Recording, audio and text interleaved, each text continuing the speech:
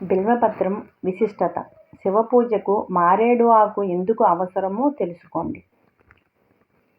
శివలింగార్చనతో కూడిన శివపూజకు బిల్వపత్రం అత్యంత శ్రేష్టమైనది. శివలింగార్చనలో మారేడు ఆకుకు చాలా ప్రాముఖ్యత ఉంది. ఈ ఆకులతో పరమశివుణ్ణి పూజించడం పరిపాటి.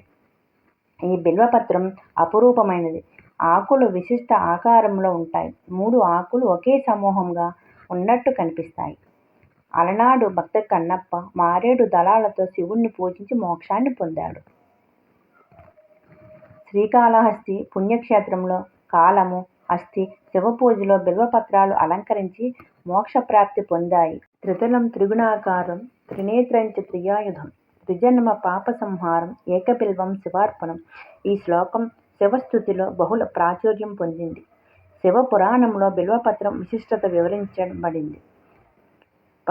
పరమ పవిత్రమైన ఈ బిల్వపత్రంతో శివుణ్ణి పూజించడం వల్ల కలిగే ఫలం చాలా గొప్పది. బిల్వపత్రం లేదా మారేడు దళం ఆకులు ఎండినా శివపూజకు ఉపయోగిస్తారు.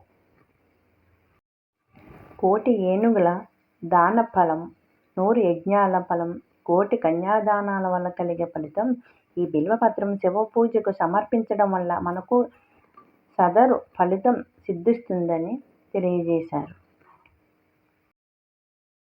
సకల పాపాల నివారణకు ఈ బిల్వపత్రం ఒక్కటే చాలు అని చెప్తోంది శివపురాణం. ఒకసారి పరమశివుడు పార్వతీదేవితో కలిసి భూలోకంలో నవవిహారం చేస్తూ ఉండగా అక్కడున్న వృక్షాలలో మారేడు వృక్షం పార్వతీదేవికి కనిపించిందట. ఆ చెట్టు ఆకులు వింతగా కనిపించాయట. ఆ ఆకుల్ని పార్వతీదేవి చేతుల్లోకి తీసుకోగానే ఆకు నమస్కారం చేస్తూ, అమ్మా పార్వతీదేవి, నా జన్మ తరించింది నీ స్పర్శతో అందట. అందుకు బదులుగా ఏమైనా వరం కోరుకో అని పార్వతీదేవి అడిగిందట. అందుకు బిల్వపత్రం, నేను ఆకుగా పుట్టాను, ఆకుగా పెరిగాను, ఈ జన్మకు సార్థకమయ్యేలా చూడు తల్లి అని వేడుకుందట. అందుకు పార్వతీదేవి సరేనని వరం ప్రసాదించిందట. అప్పటి నుంచి శివస్థుతి, శివారాధన పూజకు తప్పనిసరి అయింది బిల్వపత్రం. పార్వతీ ప్రసాదించిన వరం సార్థకమైంది. కైలాసనాథుడు ఎక్కువగా ఇష్టపడే వృక్షం మారేడు వృక్షం.